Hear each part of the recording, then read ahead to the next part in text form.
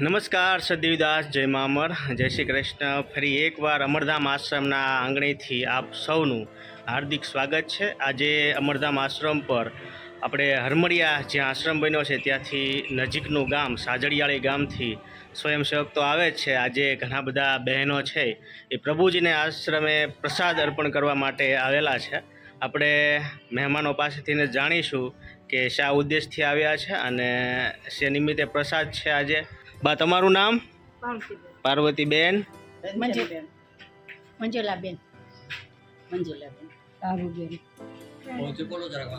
લાભુબેન, મનીષાબેન, પ્રજ્ઞાબેન, ભારતીબેન, કિરણબેન, કિંજલબેન, ચારુબેન, શ્રદ્ધાબેન, મધુબેન, જાગૃતિબેન, ભાનુબેન, કાંતાબેન, શીલાબેન।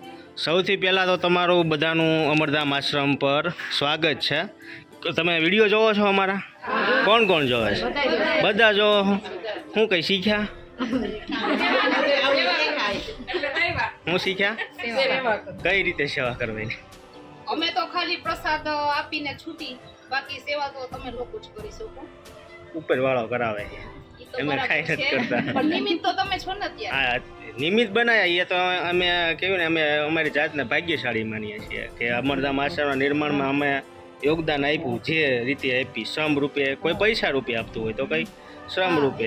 અને તમે લોકો આવો છો અને ઘણા બધા લોકો અહીંયા આશ્રમ પર આવે છે અને એ લોકોના સાથ સહકાર, તમારા લોકોના સાથ સહકારથી આ બધું આગળ વધે છે। અને હજી પણ તમે બધા આવતા રહીજો અને સાથ સહકાર આપતા રહીજો। બીજા કોઈ? હા, ઘણું થાય એવું ન હોય, સેવા બે રીતે થાય। કોઈ આર્થિક રીતે કરી શકતું હોય તો કોઈ શ્રમ રૂપે મહેનત કરીને કરી શકે, બે સેવા જ છે। બધું પૈસેથી ન થાય, અમુક વસ્તુમાં શ્રમ રૂપે બધા મહેનત કરવી પડે ને, તો એ લોકોના સાથ સહકારથી ને આપણે આશ્રમમાં 6 મહિનામાં ઊભો કર્યો। શું કહો તમે? સારામાં સારું પરમાત્મા તમને સુખી રાખે અને આવા કાર્ય આપે। અને અમે હજી જો એવું હોય છે તો બધાને પૂછીને હજી એકવાર પ્રભુજીને જમાડી જાઓ। પ્રભુજીને જમાડો ન જમાડો તો સેકન્ડ મેટર છે, પણ ક્યારેક આવજો સેવા કરવા માટે। અમે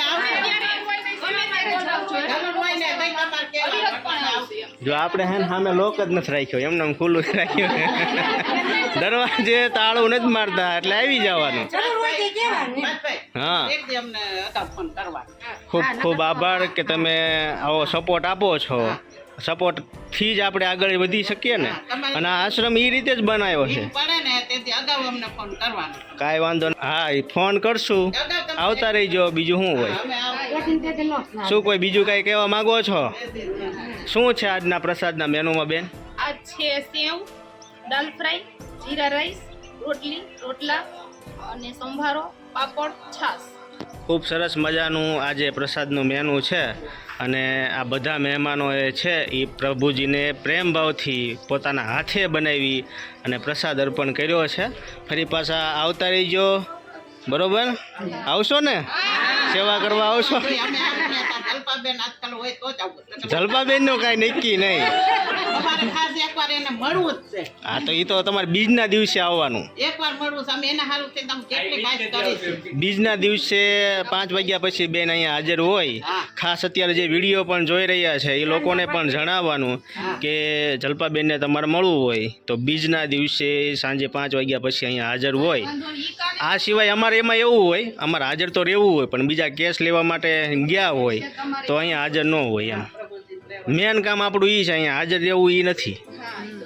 બહાર અમુક લોકો એવા છે એને લેવા જવું પડે, રેસ્ક્યુ કરવા પડે એમ। એટલે આવી રીતે સાથ સહકાર બનાવી રાખજો અને આશ્રમ પર આવતા રહેજો। તમારો બધાનો ખૂબ ખૂબ આભાર, ધન્યવાદ, થેન્ક યુ સો મચ।